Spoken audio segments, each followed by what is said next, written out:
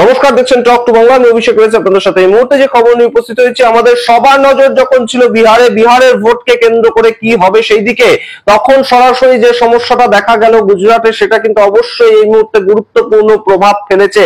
তেমনই মনে করছেন অনেকে। গুজরাটের যে সরকারের 16 জন মন্ত্রী পর পর ইস্তফা দিলেন রাজ্যপালের কাছে, এবং আজকে নতুন ভাবে মন্ত্রিসভা আবার নবগঠিত হবে। তার কারণটা কি, কেন এই ধরনের ঘটনা ঘটাতে হলো, ভারতীয় জনতা পার্টিকে কেন এই মুহূর্তে অমিত শাহকে বিহারের যে তার কার্যক্রম ছিল 3 দিন ব্যাপী, সেখান থেকে উড়ে চলে যেতে হলো গুজরাটে, সেই সমস্তটা বলবো। জেপি নাড্ডা, সর্বভারতীয় সভাপতি বিজেপি, তিনিও উড়ে যাচ্ছেন গুজরাটে, এবং আজ নতুন মন্ত্রিসভা তৈরি হবে তেমন আপডেট উঠে আসছে এই মুহূর্তে। ইঞ্জিন একদিকে গাড়ির, এবং একদম বিভিন্ন যে পার্টস বগি সমস্ত অন্যদিকে। শুধুমাত্র ভূপেন্দ্র প্যাটেল গুজরাটের বর্তমান মুখ্যমন্ত্রী, তাকে ছাড়া সমস্ত পুরো যে মন্ত্রিসভাটা সেটা ইস্তফা দিয়ে দিল। তাহলে কার ওপরে ভরসা করে এই মুহূর্তে ডবল ইঞ্জিন সরকার চলছে গুজরাটে? গুজরাট মডেল সেটাই কি ভেতর থেকে পুরোপুরি একদম নষ্ট হয়ে গিয়েছে? সেই প্রশ্নগুলো তুলছেন বিরোধীরা, এবং সেই জায়গা থেকেই উঠে আসছে যে কথাটা, যে অমিত শাহ দেশের কেন্দ্রীয় মন্ত্রী, তিনি কি প্রত্যেকটা রাজ্যের যে ডবল ইঞ্জিন সরকার যেখানেই চলছে সেটাকে তিনিই কন্ট্রোল করছেন? তাহলে সেই রাজ্যের মুখ্যমন্ত্রী, তাদের ক্ষমতাটাই বা কতটা, সেটা সমস্ত কিছু নিয়ে এই মুহূর্তে প্রশ্ন উঠছে। সেই সমস্ত কিছু নিয়ে আলোচনা করবো আজকের এই ভিডিওতে।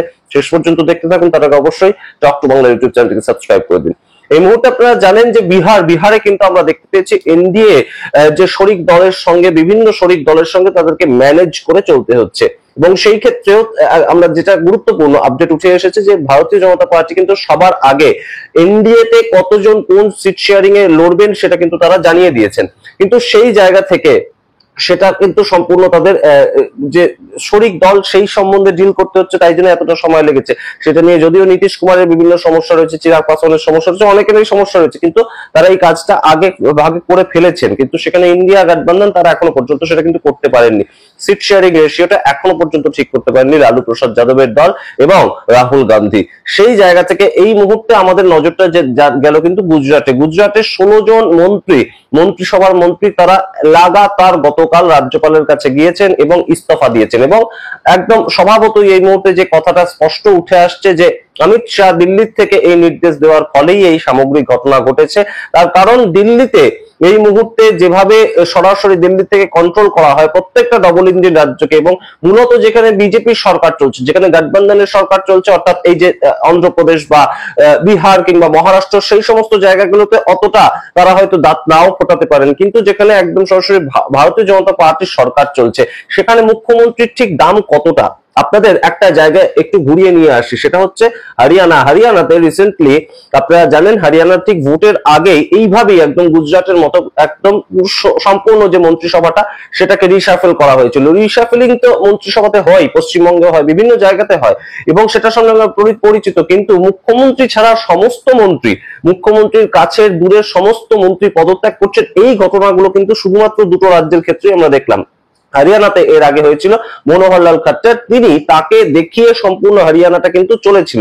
কিন্তু মনোহরলাল খাট্টার পরবর্তীতে আর মুখ্যমন্ত্রী থাকতে পারলেন না, তাকে কেন্দ্রীয় মন্ত্রী করা হলো। কিন্তু মনোহরলাল খাট্টারকে যে এই সামগ্রিক বিষয়টা করা হয়েছিল, সেটা মনোহরলাল খাট্টারও নিজে ভালোভাবে মেনে নেননি, এবং নায়েব সিং সাইনি, একজন আদিবাসী দলিত সম্প্রদায়ের মানুষ, তাকে তুলে এনে ভারতীয় জনতা পার্টি তখন মুখ্যমন্ত্রী করলো। এবং নায়েব সিং সাইনি শুধু একা নন, তার সঙ্গে সামগ্রিক যে মন্ত্রিসভাটা সবাই মিলে একত্রিত হয়ে কিন্তু তখন তারা শপথ বাক্য পাঠ করেছিল এবং পরবর্তী ভোটটা লড়েছিল। অর্থাৎ একটা স্বচ্ছতার ছবি প্রতিষ্ঠা করার জন্য এই কাজগুলো করা হয়। এবং আপনারা দেখুন যে 2027 সালের প্রথম দিকে গুজরাটে ভোট রয়েছে, তার আগে একদম 25 সালের শেষ এটা, এবং তার আগে একটা বছর নতুন মন্ত্রিসভা নিয়ে একদম স্বচ্ছ ভাবমূর্তি নিয়ে তারা কাজ করবে, এরকম একটা প্রজেক্ট তারা করতে চায়। কিন্তু সেই নায়েব সিং সাইনি, তিনি কি আদৌ এই যে হরিয়ানার ক্ষেত্রে তার কোনো ধরনের কোনো ক্ষমতা রয়েছে? তার কারণটা আপনাদেরকে বলি। এই যে ওয়াই পুরন কুমার, যিনি আইপিএস অফিসার, মারা গিয়েছেন সুইসাইড করে কয়েকদিন আগে, আপনাদেরকে বারংবার খবর জানিয়েছি। তিনি দলিত সম্প্রদায়ের মানুষ ছিলেন বলে তাকে বিভিন্ন সময় বিভিন্নভাবে একদম লাঞ্ছিত করা হতো, তাকে অপমান করা হতো। সেই বিষয়গুলো সামনে রেখে তিনি তার সুইসাইড নোটে 13 জন ব্যক্তির নাম লিখে তিনি মারা গিয়েছেন, কিন্তু তার পরিবারকে, এই পুরাণ কুমারের পরিবারকে 7 দিন অপেক্ষা করতে হলো শুধুমাত্র তার পার্থিব যে শরীর, তার মৃতদেহটা সেটা শেষকৃত্য করার জন্য। তার কারণ সুপার সিএম, হরিয়ানার সুপার সিএম মনোহর লাল খট্টার তিনি বিদেশে ছিলেন এবং অমিত শাহ যতক্ষণ না পর্যন্ত কোনো সিগন্যাল দিচ্ছেন এই নায়েব সিং সাইনি তার কিচ্ছু করার ক্ষমতা নেই। যে 13 জনের নাম সুইসাইড নোটে লেখা ছিল তাদেরকে পর্যন্ত যে গ্রেপ্তার করা হবে সেরকম কোনো পদক্ষেপ নেওয়া হয়নি, তাদেরকে যে সাসপেন্ড করা হবে সেরকম কোনো পদক্ষেপ নেওয়া হয়নি, ইভেন তাদেরকে যে ছুটিতে পাঠানো হবে সেরকম পদক্ষেপও এই নায়েব সিং সাইনি হরিয়ানার মুখ্যমন্ত্রী তার নেওয়ার ক্ষমতা ছিল না। বুঝতেই পারছেন, সুতরাং সামগ্রিক ঘটনাটা কিন্তু দিল্লি থেকে কন্ট্রোলড হয় প্রত্যেকটা বিজেপি শাসিত রাজ্যে। এবং ডবল ইঞ্জিন যে কথাগুলো আপনারা শুনতে পান সমস্তটাই কিন্তু অ্যাকচুয়ালি ইঞ্জিনটা কিন্তু দিল্লিতে রয়েছে। সেখানকার মুখ্যমন্ত্রী, সেখানকার মন্ত্রিসভা যার হাতেই থাকুক না কেন, সম্পূর্ণ ক্ষমতা কার হাতে রয়েছে আপনারা বুঝতে পারছেন। এবার আপনারা কাটটু চলে আসুন হরিয়ানা থেকে, এবার গুজরাটে, যেটা নিয়ে প্রথম প্রতিবেদন শুরু করলাম। এই মুহূর্তে হরিয়ানাতে ভূপেন্দ্র প্যাটেল তিনি এই মুহূর্তে রাজ্যের মুখ্যমন্ত্রী। তিনি ছাড়া বাদ বাকি 16 জন যে মন্ত্রী ছিলেন, বিভিন্ন দপ্তরের মন্ত্রী, তারা সবাই ইস্তফা দিয়ে দিলেন এবং আজ উড়ে যাচ্ছেন অমিত শাহ, আজ উড়ে যাচ্ছেন গুজরাটে জেপি নাড্ডা। এবং জেপি নাড্ডা বলুন, অমিত শাহ বলুন, নরেন্দ্র মোদী বলুন, সবার উত্থানটাই তো গুজরাট থেকে। সেই জায়গায় তাদের যে একটা প্লাস পয়েন্ট সেটা দেখাতেও কিন্তু তাদের একটা কাজ। এবং এই আমরা যা চাইবো যখন চাইবো তেমন ভাবে চলবে, এইটা কিন্তু কোথাও গিয়ে মানুষের কাছে প্রতিষ্ঠা হচ্ছে। কিন্তু আপনারা বলুন তো, কোন রাজ্যে মানুষ যখন ভোট দিচ্ছেন তারা কি দেশের প্রধানমন্ত্রীকে দেখে ভোটটা দেন, নাকি রাজ্যের কোন নেতা বা নেত্রী তাকে দেখে ভোটটা দেন?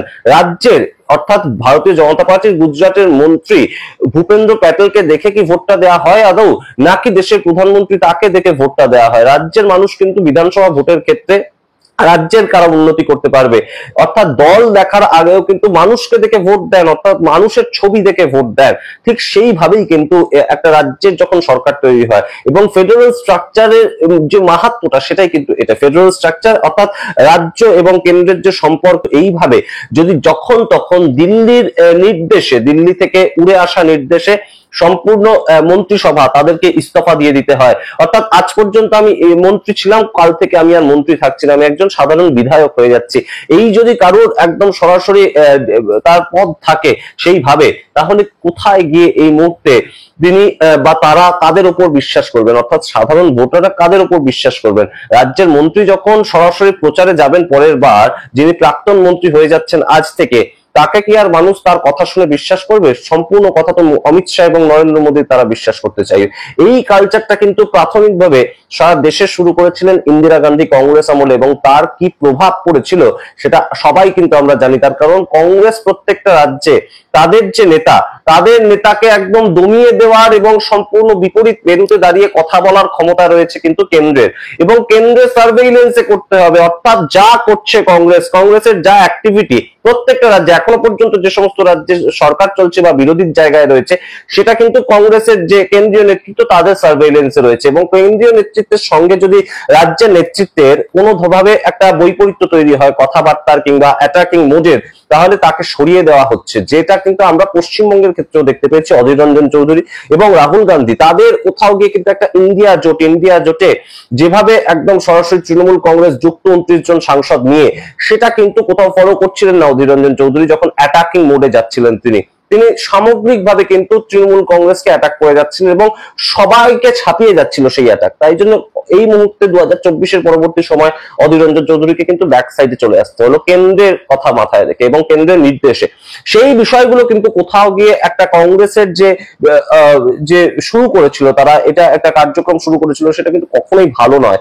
মানুষ কিন্তু ভালোভাবে দেখে না। বিহারে কেন কংগ্রেসের যে রাজ্য নেতৃত্ব তিনি সিদ্ধান্ত নিতে পারছেন না সিট শেয়ারিং নিয়ে, এই প্রশ্ন কিন্তু এই মুহূর্তে মানুষ তুলতে শুরু করেছেন। যখন বিহারে একদম লোহা গরম, ভারতীয় জনতা পার্টি হারবে সেরকম একটা বিভিন্ন সমীক্ষায় খবর উঠে আসছে, তেজস্বী যাদব জিতবেন, মহাগঠবন্ধন জিতবে, তেমন একটা খবর উঠে আসছে, তখন কেন বারংবার তেজস্বী যাদবকে দিল্লিতে উড়ে যেতে হচ্ছে রাহুল গান্ধীর সঙ্গে কথা বলতে? তখনও রাহুল গান্ধী কথা বলেননি, তখনও মল্লিকার্জুন খার্গে কথা বলেননি, কথা বলেছেন কেসি বেণুগোপাল, এবং এখনো পর্যন্ত সিট শেয়ারিং রেশিওটা ঠিক করতে পারেনি কংগ্রেস। সেই জায়গাগুলো কিন্তু অবশ্যই তাৎপর্যপূর্ণ। ঠিক একই ভাবে এই মুহূর্তে ভারতীয় জনতা পার্টি চলছে, এবং ভারতীয় জনতা পার্টির যে কেন্দ্রের সরকার, কেন্দ্রের যে দুজন একদম মুখ অমিত শাহ এবং নরেন্দ্র মোদী, তাদের কথায় কিন্তু কোথাও গিয়ে এই মুহূর্তে সম্পূর্ণ প্রত্যেকটা ভারতীয় জনতা পার্টি যেখানেই ডবল ইঞ্জিন সরকার চলছে তাদের অঙ্গুলি হেলনে চলছে। একমাত্র এক্সেপশনাল যদি আপনারা বলতে চান তাহলে শুধুমাত্র সেটা বলা যেতে পারে যোগী আদিত্যনাথ উত্তরপ্রদেশ। যোগী আদিত্যনাথ একমাত্র কেন্দ্রের চোখে চোখ রেখে তার সিদ্ধান্তে অটল থাকতে পারেন, তার কারণ তিনি তার নিজের ফ্যান ফলোয়ার, তিনি তার নিজের যে ভোট ব্যাংক সেটাকে তৈরি করেছেন। তাকে ভোট চাওয়ার জন্য নরেন্দ্র মোদীর মুখাপেক্ষী হয়ে থাকতে হয় না, তিনি সম্পূর্ণ কট্টর হিন্দুত্ববাদী ভোটটা তার পকেটস্থ করতে পেরেছেন। সেই জায়গা থেকে যোগী আদিত্যনাথ একদম এক্সেপশনালি ডবল ইঞ্জিন সরকার চালাচ্ছে। না হলে প্রত্যেকটা রাজ্যে যেখানে যেখানে ডবল ইঞ্জিন সরকার চলছে সমস্ত জায়গায় কিন্তু অ্যাকচুয়ালি সরকার চালাচ্ছেন দিল্লির থেকে অমিত শাহ, দিল্লির থেকে নরেন্দ্র মোদী, এবং সেটাই কিন্তু এই মুহূর্তে বেশ খানিকটা আরো প্রভাব দেখা গেল গুজরাটে 2027 সালে ভোট আসার আগে সম্পূর্ণ যে মন্ত্রিসভা তাদের রদবদল, এবং সেই জায়গাটা কিন্তু অবশ্যই তাৎপর্যপূর্ণ। ভারতীয় জনতা পার্টি হোক কিংবা কংগ্রেস হোক, কোনো কারুরই কিন্তু শুধুমাত্র একজন ব্যক্তি বা দুজন ব্যক্তি সামগ্রিক দেশের প্রত্যেকটা রাজ্যে সেই দলের প্রত্যেকটা কার্যালয়কে সামলাবে, প্রত্যেকটা স্টেট লেভেলের যিনি রাজ্য সভাপতি থাকবেন তিনি তার কথাটাই বলবেন, তার নিজের কোনো ডিসিশন নেওয়ার ক্ষমতা থাকবে না। এগুলো কিন্তু কখনোই উচিত নয়, এবং সেইটা যদি হয় তাহলে কিন্তু রাজ্যের মানুষ সেই পার্টির বিরোধিতায় চলে যায়, এবং কখনোই হয় না রাজ্যের মানুষ রাজ্যের মুখ্যমন্ত্রীকে মেনে নিতে পারে না, যেটা বিপ্লব দেবের ক্ষেত্রে হয়েছিল। আমরা দেখতে পেয়েছিলাম ত্রিপুরাতে রাজ্যের মুখ্যমন্ত্রী 5 বছর শেষ করার আগেই তাকে তুলে নেওয়া হলো, অন্য একজন মুখ্যমন্ত্রীকে নিয়ে আসা হলো। এই বিষয়গুলো কিন্তু অবশ্যই বেশ খানিকটা এফেক্ট করে মানুষের ক্ষেত্রে, ভোট দেওয়ার ক্ষেত্রে। মোদি ম্যাজিক সেটা কতদিন চলতে পারে? রাজ্যের অন্যান্য স্টেটের যারা নেতা তাদেরকেও তো প্রতিষ্ঠিত করতে হবে, তাদের যে সেই ইমেজটা যে দিল্লির থেকে উচ্চতর নেতৃত্ব কেন্দ্রীয় কমিটি যেটা ঠিক করবে সেটা অনুযায়ী চলবে পার্টি, সেইটা হয়তো পার্টির সংগঠনের ক্ষেত্রে ঠিক, কিন্তু ডিসিশন নেওয়ার ক্ষেত্রে কিংবা সম্পূর্ণ মন্ত্রিসভার এই রদবদলের ক্ষেত্রে সেইগুলো হয়তো অনেকটাই এফেক্ট ফেলতে পারে ভোটের ক্ষেত্রে। আপনারা কি মনে করেন? সামগ্রিক প্রতিবেদনের ভিত্তিতে অবশ্যই কমেন্ট বক্সে কমেন্ট করুন। এই মুহূর্তে গুজরাটে কিন্তু একটা বড়সড় বদল হলো, এবং ভোটের আগে এই ধরনের বদল কিন্তু বেশ খানিকটা নজিরবিহীন, যেটা কিন্তু আমরা দেখতে পেয়েছিলাম হরিয়ানার ক্ষেত্রে, এবং তার ফলস্বরূপ হরিয়ানার যিনি সিএম নায়েব সিং সেনি তিনি রিসেন্টলি বলেই বসেছেন প্রেসের সামনে যে একজন হাবিলদারকেও আমি ট্রান্সফার করতে পারি না, সেই ক্ষমতা আমার নেই। সুতরাং কোথাও গিয়ে কিন্তু এই মুহূর্তে সম্পূর্ণ বিষয়টাতে একটু বোধহয় নজর দেওয়া দরকার, একটু স্বতন্ত্র করা দরকার রাজ্যের নেতৃত্বদের। এই ভূপেন্দ্র প্যাটেল তাকে বোধহয় আরেকটু ক্ষমতা দেওয়া দরকার। আপনারা কি মনে করেন? অবশ্যই কমেন্ট বক্সে কমেন্ট করুন এই বিষয়ে, এবং দেখতে থাকুন টক টু বাংলা। প্রতিটি ভিডিও লাইক করুন, কমেন্ট করুন, শেয়ার করুন, অবশ্যই টক টু বাংলা ইউটিউব চ্যানেলকে সাবস্ক্রাইব করে দিন। ধন্যবাদ।